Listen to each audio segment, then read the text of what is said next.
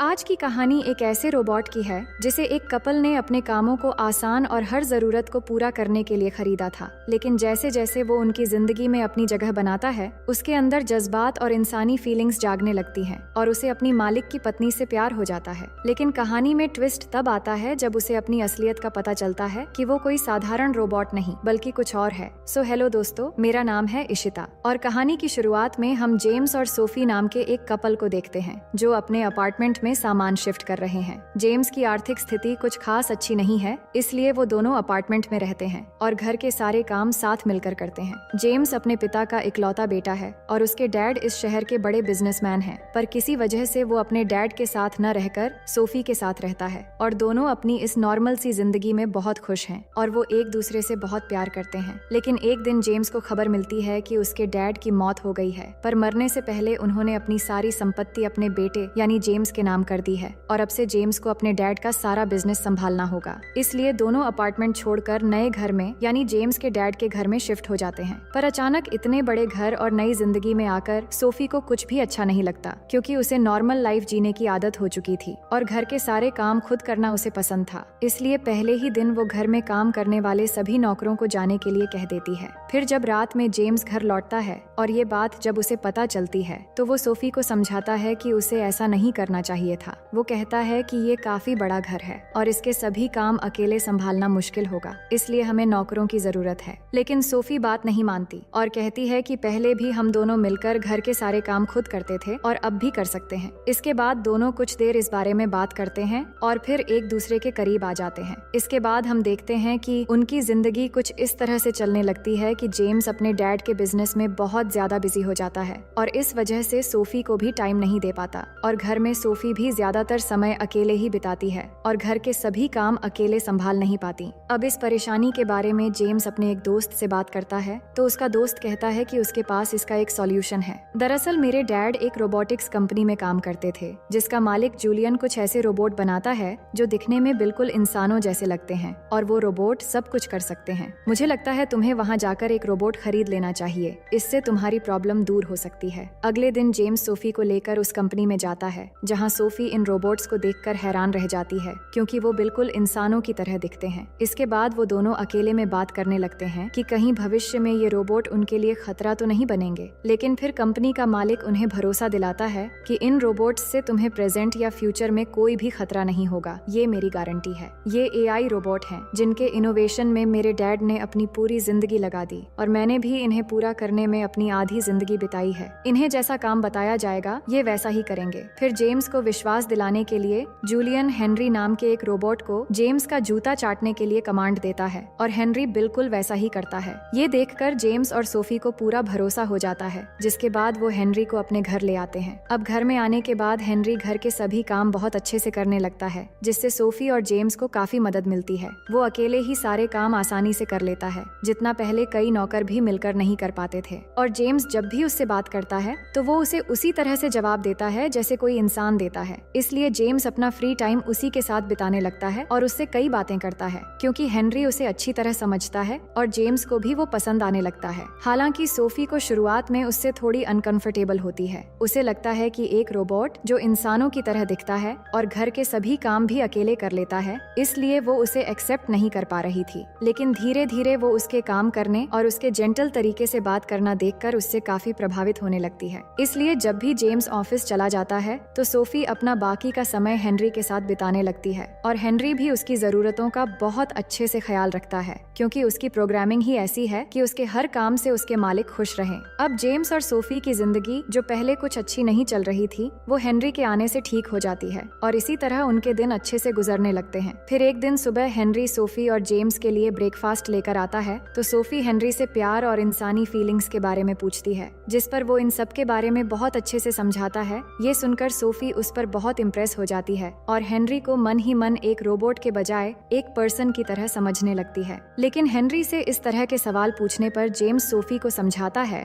कि तुम्हें इस तरह उससे बात नहीं करनी चाहिए जैसे वो एक इंसान है, क्योंकि जिस तरह हम उसे ट्रीट करेंगे वो उसी तरह से हमारे साथ रिएक्ट करेगा। अगर तुम उसे इंसान समझने की गलती करोगी तो वो भी खुद को इंसान समझने लगेगा, जिससे हमें फ्यूचर में प्रॉब्लम भी हो सकती है। लेकिन सोफी उसकी बात से एग्री नहीं होती। फिर रात को जब सोफी और जेम्स सो रहे होते हैं। तभी अचानक हेनरी के कमरे से सोफी को कुछ आवाजें आने लगती हैं। तो वो जाकर देखती है कि हेनरी अपने कमरे से बाहर निकलकर गार्डन में सो रहा है। जिसके बाद जब सोफी उसके पास जाकर देखती है तो वो नोटिस करती है कि हेनरी सोते हुए इस तरह रिएक्ट कर रहा है जैसे वो कोई सपना देख रहा हो। इतने में वो जाग जाता है और सोफी को देखकर पूछता है कि मैं कहाँ हूँ। सोफी कहती है, तुम बाहर कैसे आ गए और क्या तुम सपना देख रहे थे? तो वो हाँ में जवाब देता है। ये सुनकर सोफी हैरान हो जाती है कि एक रोबोट के लिए सपना देखना कैसे पॉसिबल हो सकता है। इसके बाद वो उसे उठाकर घर के अंदर ले जाती है। अगले दिन जूलियन को हेनरी की जांच के लिए बुलाया जाता है। जांच के बाद वो बताता है कि शायद उसके अंदर कोई टेक्निकल एरर आ गई थी जो किसी भी रोबोट में आना नॉर्मल है। फिर सोफी कहती है, कल रात मैंने उसे देखा कि वो सोते हुए इस तरह रिएक्ट कर रहा था जैसे वो सपना देख रहा हो। ये कैसे संभव है? इस पर जूलियन बताता है कि हेनरी काफी समय से आप दोनों के साथ है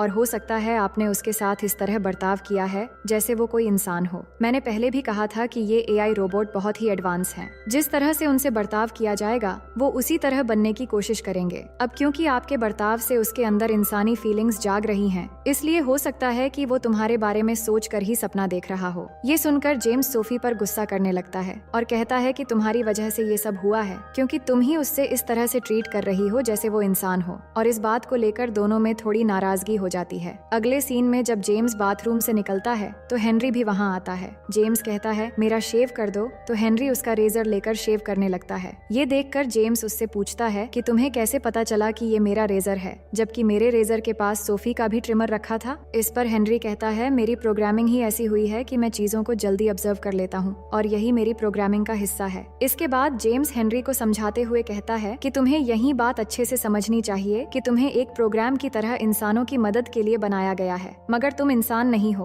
और तुम्हें फीलिंग्स और इमोशंस के बारे में ज्यादा नहीं सोचना चाहिए। बस तुम्हें जो कहा जाए वही करना है। अब रात में सोफी कमरे में आकर जेम्स से ज्यादा बातें नहीं करती और थकावट का बहाना करके सो जाती है। फिर हम देखते हैं कि सोफी और हेनरी एक दूसरे से बात कर रहे होते हैं, जहाँ हेनरी कहता है, मैं इमोशंस और प्यार के बारे में सोचने लगा हूँ और उन ख्यालों में मैं सिर्फ तुम्हें देखता हूँ। इसके बाद सोफी हेनरी से उसे मसाज करने के लिए कहती है और हेनरी ऐसा ही करने लगता है, लेकिन धीरे धीरे हेनरी उसे किस करने लगता है और सोफी भी बहकने लगती है और फिर दोनों इंटीमेट होने लगते हैं। लेकिन तभी सोफी की नींद खुल जाती है और वो देखती है कि ये सब एक सपना था। जेम्स पूछता है, क्या तुम कोई सपना देख रही थी? तो वो कहती है कि हाँ, मैं सपना देख रही थी। लेकिन वो जेम्स को ये सब ना बताकर कहती है कि मुझे याद नहीं आ रहा कि वो सपना क्या था। फिर कुछ समय बाद जेम्स जब ऑफिस जाने वाला होता है तभी वो हेनरी और सोफी को पूल के पास देखता है कि दोनों हंसते हुए बातें कर रहे हैं। ये देखकर उसे जलन होने लगती है। जिसके बाद वो जूलियन के पास जाता है और कहता है कि हेनरी की वजह से मेरी वाइफ मुझसे दूर होती जा रही है और अब हेनरी में इमोशंस आने लगे हैं। इस पर जूलियन कहता है कि ऐसा हो ही नहीं सकता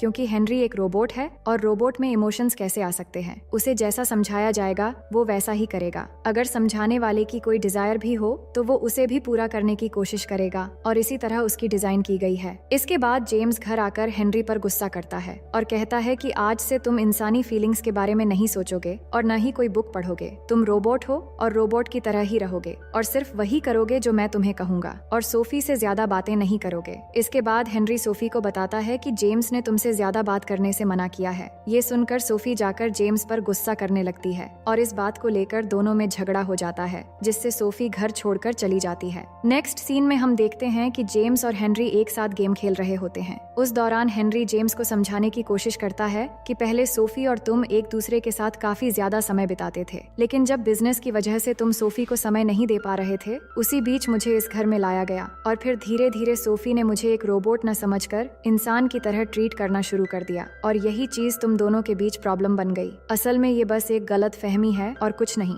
पर जेम्स इस बात को ठीक से समझ नहीं पाता। अगले सीन में जेम्स बाथरूम में होता है तो वो हेनरी से शेव कर देने के लिए कहता है, पर इस दौरान जेम्स खुद को रिलैक्स करने के लिए हेनरी को कुछ ऐसा कमांड देता है जिसे हेनरी भी पूरा कर लेता है। लेकिन अगली सुबह उसे अपनी गलती का एहसास हो जाता है, इसलिए ऑफिस जाने के बाद वो सोफी को कॉल करके वापस घर आने के लिए कहता है। इसके बाद हम देखते हैं सोफी घर आ चुकी होती है और जब हेनरी सोफी की मसाज कर रहा होता है तो वो उसे किस करने लगता है, जिससे सोफी को भी अच्छा लगने लगता है। लेकिन जब हेनरी कहता है कि वो उससे प्यार करने लगा है तो सोफी हैरान हो जाती है और उसे तुरंत वहाँ से जाने के लिए कहती है। इसके बाद जेम्स जब घर आता है तो सोफी उसे बता देती है कि हेनरी ने मुझे किस किया और कहा कि वो मुझे प्यार करता है। ये सुनकर जेम्स गुस्से में हेनरी के पास जाता है और उससे पूछता है कि तुमने ऐसा क्यों किया। हेनरी कहता है कि मैंने सिचुएशन को समझकर ही ऐसा किया। इससे जेम्स और भी गुस्से में आकर उसे थप्पड़ मारता है और फिर उसका सिस्टम ऑफ कर देता है। इसके बाद वो जूलियन को कॉल करके बताता है कि वो अपने रोबोट को यहाँ से ले जाए। लेकिन अगली सुबह हेनरी आकर सोफी को बताता है कि वो यहाँ से नहीं जाना चाहता और माफी मांगते हुए कहता है कि शायद उसने सिचुएशन को समझने में गलती कर दी, पर उसे यहाँ रहना है। और सोफी से कहता है कि वो जेम्स से बात करे और वो उसे ये भी बता देता है कि जब सोफी घर में नहीं थी तो जेम्स ने उससे किस तरह का कमांड दिया था। इसके बाद सोफी ऑफिस जाती है और जेम्स से इस बारे में बात करती है और काफी देर इस बारे में बातचीत के बाद उन्हें अपनी गलती का एहसास होता है कि दोनों ही हेनरी की ओर अट्रैक्ट हो चुके थे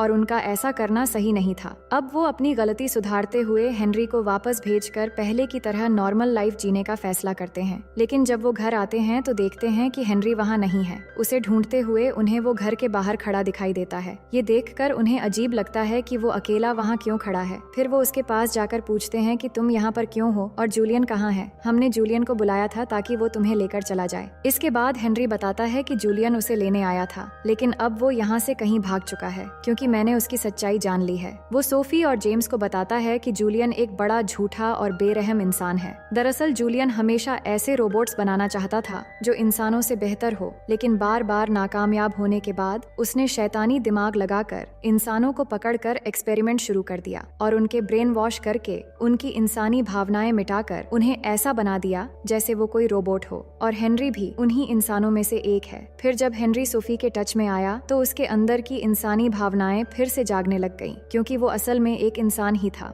ये सब जानने के बाद जेम्स और सोफी को जूलियन पर बहुत गुस्सा आता है और वो जाकर पुलिस को सब कुछ बता देते हैं और पुलिस जूलियन की कंपनी को सीज कर देती है। और फिर जूलियन को अरेस्ट करने के लिए सोफी और जेम्स के साथ पुलिस वहाँ पहुँचती है। लेकिन जैसे ही वो वहाँ पर पहुँचते हैं तो जूलियन पुलिस पर हमला करके उन्हें मार देता है और उसके बाद सोफी और जेम्स को भी मारने वाला होता है। तभी हेनरी आकर जूलियन पर टूट पड़ता है और मार मार कर उसे एकदम खत्म कर देता है। इसके बाद हेनरी खुद को भी चाकू मार देता है और जान जाने से पहले सोफी और जेम्स से माफी मांगता है कि उसने उनकी जिंदगी में आकर उन्हें तकलीफ दी और फिर उसकी मौत हो जाती है। पर इस तरह उसकी मौत देखकर सोफी और जेम्स बहुत ज्यादा रोते हैं और उन्हें पछतावा होता है, क्योंकि हेनरी की सारी भावनाएं और इंसानी जज्बात असली थे जिन्हें उससे छीन लिया गया। अब कहानी के आखिर में कुछ साल बाद का सीन दिखाया जाता है जहाँ सोफी और जेम्स का एक बेटा होता है और उन्होंने उसका नाम हेनरी रखा होता है, क्योंकि वो हेनरी को भुलाना नहीं चाहते थे कि वो उनके लाइफ का कितना इम्पोर्टेंट हिस्सा था। तो दोस्तों, ये थी एक ऐसे इंसान की कहानी जिस पर एक्सपेरिमेंट करके मशीन की तरह बनाया गया था, लेकिन उसके बाद भी उसके अंदर से इंसानी जज्बात मिट नहीं पाई। ये कहानी हमें सिखाती है कि भावनाएं सिर्फ शरीर तक सीमित नहीं होती, वो किसी भी रूप में जन्म ले सकती हैं। और शायद इंसान होने का मतलब सिर्फ दिल की धड़कनों से नहीं, बल्कि प्यार और हमारे रिश्ते निभाने से है। उम्मीद करती हूँ कि ये कहानी आपको बेहद पसंद आएगी।